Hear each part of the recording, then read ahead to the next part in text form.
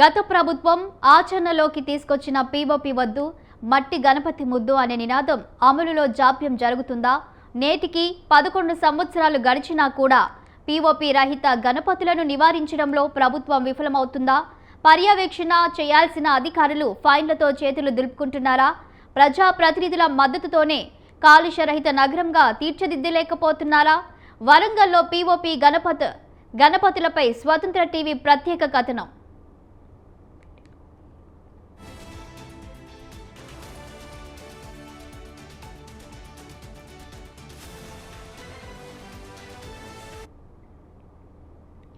POP గణపతులను నివారించి మట్టి గణపతులను పూజించాలని సదుద్దేశంతో తెలంగాణలో గత ప్రభుత్వం పీఓపీ వద్దు మట్టి గణపతి ముద్దు అనే నినాదాన్ని తీసుకువచ్చింది. దీనిపైన ప్రచార కార్యక్రమాలు చేపట్టారు. దీనికి అటు ప్రజా సంఘాలు, హిందూ ధర్మాలు కూడా ఓకే చెప్పాయి. అయితే పూర్తిగా మట్టి గణపతి విగ్రహాలనే చేయాలని బీఆర్ఎస్ ప్రభుత్వం మట్టి గణపతులను చేసేవారికి రాయితీ కల్పించింది. అప్పటి నుండి మట్టి గణపతులను అడపాదడపా తయారు చేస్తున్నారు. మట్టి గణపతులను కూడా పీఓపీ గణపతి మాదిరిగానే సుందరంగా తీర్చిదిద్దుతున్నారు. దీంతో చాలామంది మట్టి గణపతిని కొనుగోలు చేయడానికి ఆసక్తి చూపుతున్నారు. ప్రతి ఒక్కరూ మట్టి గణపతులనే పూజించి కాలుష్య నివారణలో పాలు పంచుకోవాలని అధికారులు సూచిస్తున్నారు. మట్టి గణపతి మహాగణపతి. ప్రతి సంవత్సరము వినాయక చవితి అనగానే మనము చిన్న పెద్ద అందరూ భక్తి శ్రద్ధలతోటి వినాయక చవితి జరుపుకుంటాము. అయితే ప్లాస్టర్ ఆఫ్ ప్యారిస్తో పెద్ద పెద్ద విగ్రహాలు తయారు చేసి వాటికి వాడే వివిధ రకాల రంగులు, హానికారక రసాయనాలు, లెడ్, ఆర్సెనిక్ వంటివి వాడతారు. సో ఈ ప్లాస్టర్ ఆఫ్ ప్యారిస్తో చేసిన విగ్రహాలను చెరువులో నిమజ్జనం చేయడం ద్వారా చెరువు నీరు కలుషితం అవుతుంది. అంతేకాకుండా నీటిలో ఉండే జీవరాశులకు కూడా హాని జరుగుతుంది. కాబట్టి మీరు ప్లాస్టర్ ఆఫ్ ప్యారిస్తో చేసిన విగ్రహాలు కాకుండా మట్టితో చేసిన విగ్రహాలను పూజించి చెరువులను కాపాడవలసిందిగా కోరుచున్నాము. మట్టి వినాయక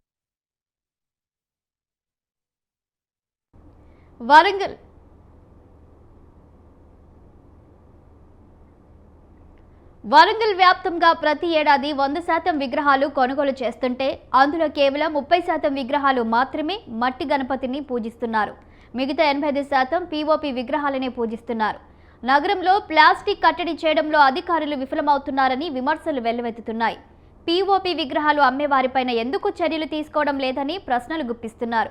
ఈ విషయం అధికారులకు తెలిసినప్పటికీ మామూలు మత్తులో మునుగుతున్నారు. తాము చర్యలు తీసుకుంటామని చెప్పుకుంటూ కోట్లలో వ్యాపారం జరుగుతున్నా వారికి కేవలం 20,000, 30,000 జరిమానా విధించి చేతులు దులుపుకుంటున్నారు.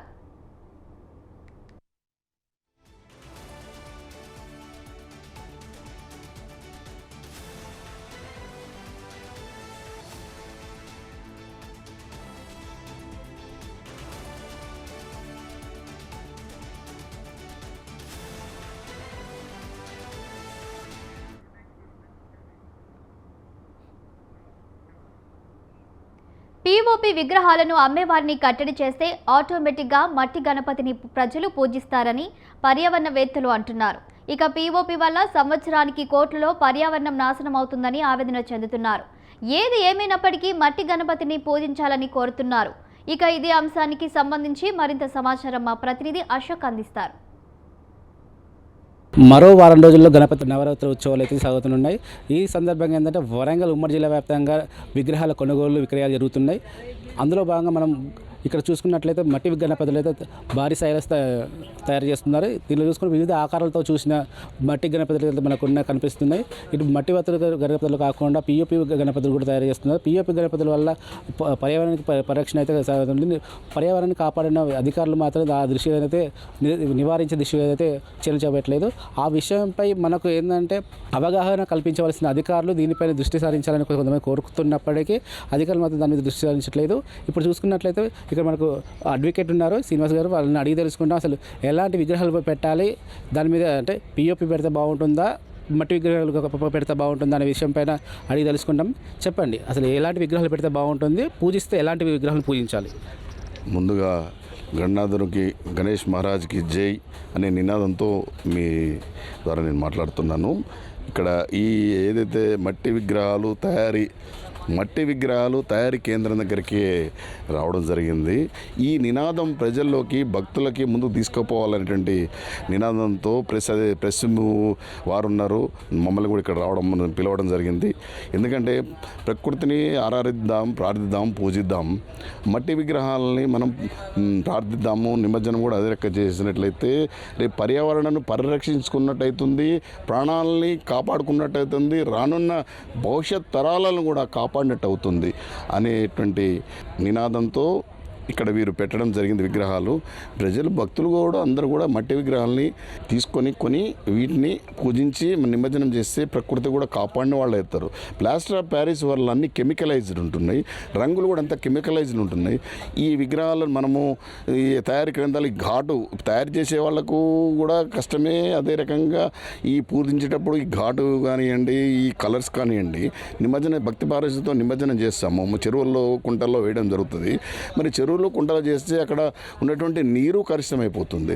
ఆ నీరు కలుషితమే కాకుండా భూగర్భ జలాల్లో ఉన్న నీరు ఇనికిపోయి భవిష్యత్ తరాలకి ఏదైతే నీరు ఇబ్బందికరమైన పరిస్థితి ఉంది. అదే రకంగా ఉన్న జలచరాలు కానివ్వండి, జంతువులు కానివ్వండి, ఆ నీటిని తాగడం వల్ల మనకు రకరకాల, అదే రకంగా మనుషులకు కూడా తాగడానికి నీరు, సాగుదల నీరు, తాగుదల, ఈ రెండు నీళ్లు కూడా కలిసిపోవడం వల్ల అది తీర ప్రభావం మన వెళ్ళని మన కంటితో పొడుచుకున్నట్టు ఉంటుంది. కాబట్టి మనము పర్యావరణాన్ని పరిరక్షించాలి. కాబట్టి ఆ రకంగా ఏదైతే ఈ ప్లాస్టర్ ఆఫ్ ప్యారిస్ పొల్యూట్ రంగులు, కలుషితమైన రంగులు వాడటం వల్ల మన ప్రభావం మనకు రకరకాల జబ్బులు, ఒక 50 సంవత్సరాల క్రితం వెళ్ళినట్టయితే ఇటువంటి జబ్బులు లేవు. రకరకాల స్కిన్ జబ్బులే కాదు, కిడ్నీలని, లివర్లని, రకరకాల జబ్బు, ఇవన్నీ కూడా క్యాన్సర్, రకరకాల పేరుతో క్యాన్సర్లు, స్కిన్ డిసీజెస్ వస్తున్నాయి. వీటి వల్లనే ఇవన్నీ కూడా, ఎందుకంటే అదే ఇవన్నీ కూడా మన బాడీ మీద ప్రభావం చూపించే పరిస్థితి ఉంది. అదే రకంగా ఎయిర్ పొల్యూషన్ అయితే ఉంది. దీనికి central control air condition board ఉన్నది, వాటర్ కంట్రోల్ బోర్డు ఉంది, అదేవిధంగా state pollution and control boards ఇవన్నీ ఉన్నాయి. ఈ అజమాయిషీ చేయాల్సినటువంటి ఈ అవసరం ఉంది. ప్లాస్టర్ ఆఫ్ ప్యారిస్ ఇవన్నీ చూసుకోవాల్సిన అవసరం అధికారికంగా. అదే రకంగా ఈ గ్రేటర్ వరంగల్ పరిధిలో 2 అధికారులు, ఐఏఎస్ అధికారులు ఉన్నారు. వరంగల్ కలెక్టర్ గారు ఉన్నారు, మరి అదే హనుమకొండ కలెక్టర్ గారు ఉన్నారు.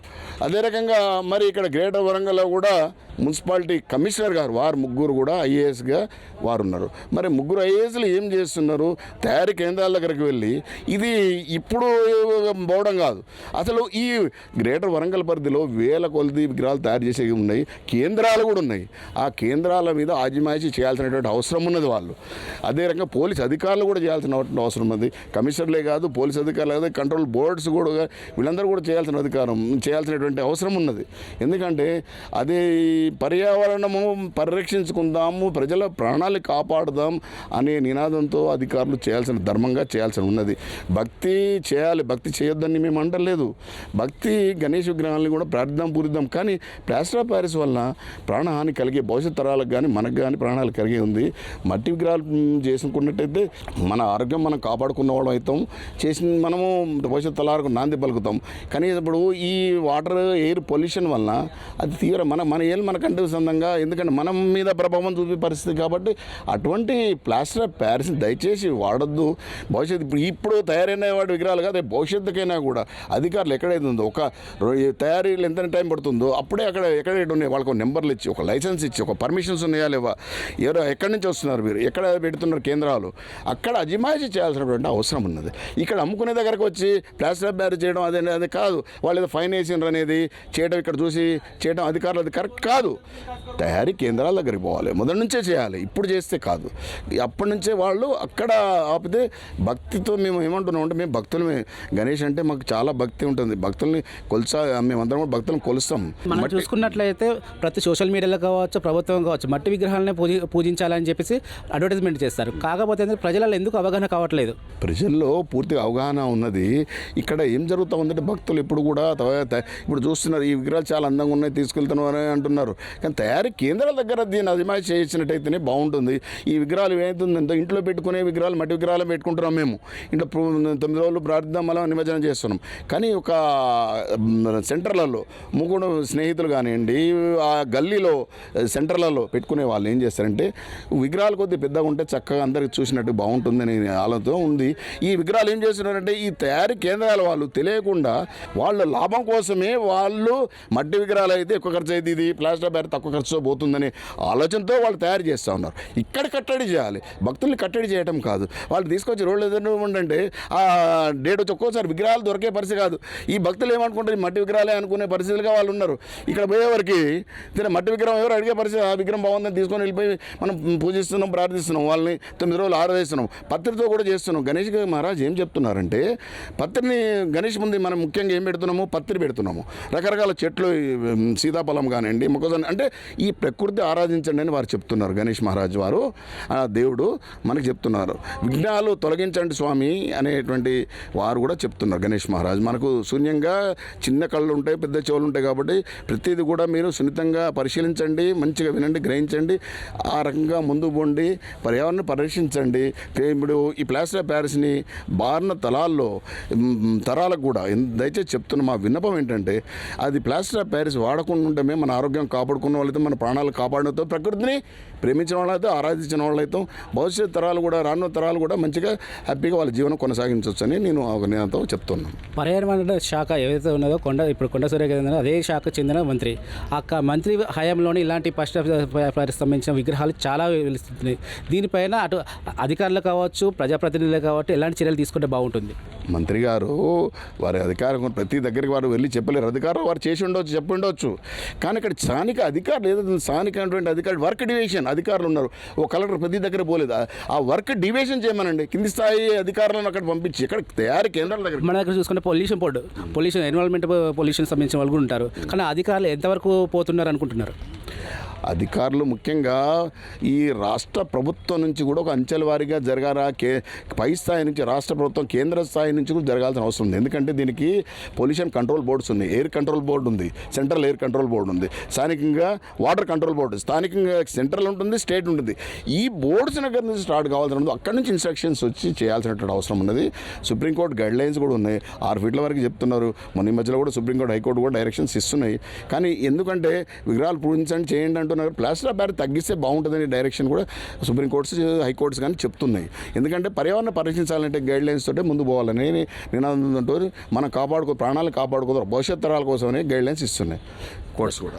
రాబోయే రోజులైతే ఎప్పుడు అంటే మట్టి విగ్రహాలు పూజించాలి అని చెప్పేసి మాత్రం ఇక్కడ ఉన్న అడ్వకేట్ చెప్తున్నారు.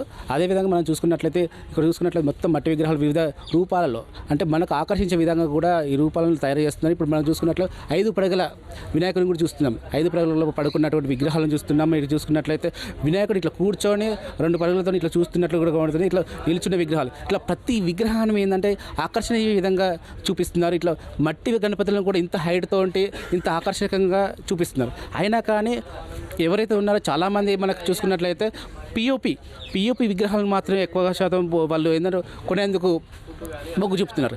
ఇంత భారీ విగ్రహాలు ఉన్నాయి, మనకు చూడడానికి ఆకర్షణీయంగా ఉన్నాయి.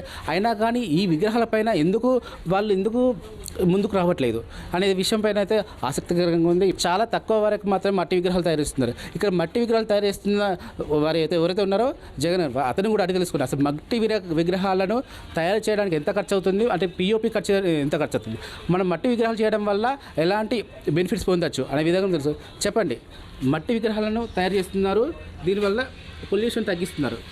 సో మీరు ఒక మెసేజ్ ఎలా ఇస్తున్నారు ప్రజలకు? భద్రకాళి ట్రాయిస్ మా నేమ్ అండి. మేము మట్టి గణపతులు. మేము గత 13 సంవత్సరాల నుంచి మట్టి వినాయకులు తయారు చేస్తున్నాం. అంతకుముందు పిఓపి తయారు చేసేది. ఈ పిఓపి వాళ్ళు ఏంటంటే ప్లాస్టర్ ప్యారేజ్, ఆయిల్ పెయింట్తో విగ్రహాలు తయారు చేసి ఆ ప్లాస్టర్ ప్యారేజ్తో నీళ్ళలో వేస్తే నీళ్ళ వల్ల విగ్రహం కరిగిపోకుండా కొన్ని రోజులు టైం పడుతూ ఉంది. అందులో ఉన్న నీళ్ళు కూడా కలుషితమై అందులో ఉన్న చేపలు కానీ, కప్పలు కానీ, చిన్న చిన్న పక్షులు కానీ, పైకి వచ్చే పక్షులు కూడా, అక్కడ పరిసర ప్రాంతంలో ఉన్న ఆవులు, బర్రెలు ఇవన్నీ నీళ్లు తాగేసి ఏమవుతుందంటే అవి అవస్థకు గురై కొంచెం